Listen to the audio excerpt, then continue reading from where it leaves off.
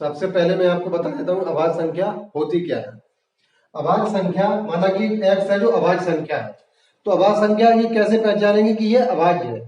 तो अभाज्य संख्या का नियम क्या है, एक तो एक से विभाजित होगी वो और दूसरी स्वयं से, यानी कि वो किसी भी अन्य संख्या से विभाजित नहीं होगी। कहने का मतलब ये है कि जैसे एक संख्या दे रखी है तीन, अगर हम तीन को देखें तो किसी भी संख्या से विभाजित नहीं हो रही है, केवल और केवल एक से और खुद तीन से, केवल एक और तीन से। और ये संख्याएं, ये तो सारी संख्या होती हैं जो एक से और खुद से विभाजित होती हैं। इनके अलावा किसी भी संख्या से अगर विभाजित ना हो कोई संख्या तो वो अभाज्य संख्या होती है, वो प्राइम नंबर होता है।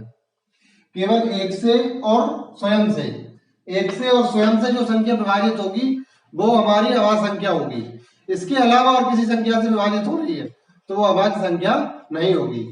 अगर हम सबसे छोटी, यहाँ पर हमने बात करनी है सबसे छोटी अभाज्य संख्या कौन सी होगी, कहीं पर एक और दो। सबसे छोटी अभाज्य संख्या हमारी है दो। कौन सी है? दो। एक तो नहीं होगी क्योंकि मैंने बताया एक भी किसी से भी विभाजित नहीं हो रही है। लेकिन यहाँ पर कंपलसरी क्या है कि ये दो संख्याएं कौन सी है, एक तो एक और एक स्वयं, ये मस्ट है, ये दोनों जरूरी है। अगर एक से और स्वयं से विभाजित होना जरूरी है।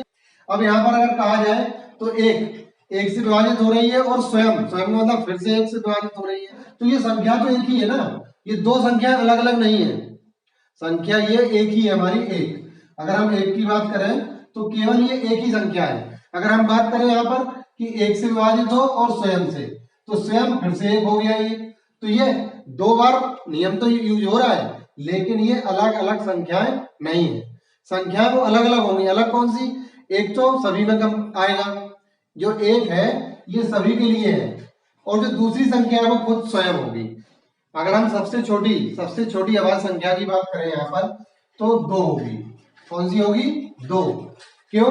क्योंकि ये एक से विभाजित हो रही है और स्वयं का मतलब दो से, एक से और दो से, दोनों से विभाजित हो रही है। इसके अलावा अगर हम कोई भी और संख्या लें तो वो जैसे तीन हो गया, तो ये सबसे छोटी नहीं है, अभाज्य संख्या है ये, क्योंकि एक से और तीन से, एक से और स्वयं से विभाजित हो रही है। लेकिन इससे छोटी भी दो है, इससे छोटी भी दो है, तो दो सबसे छोटी अभाज्य संख्या है, एक नहीं है।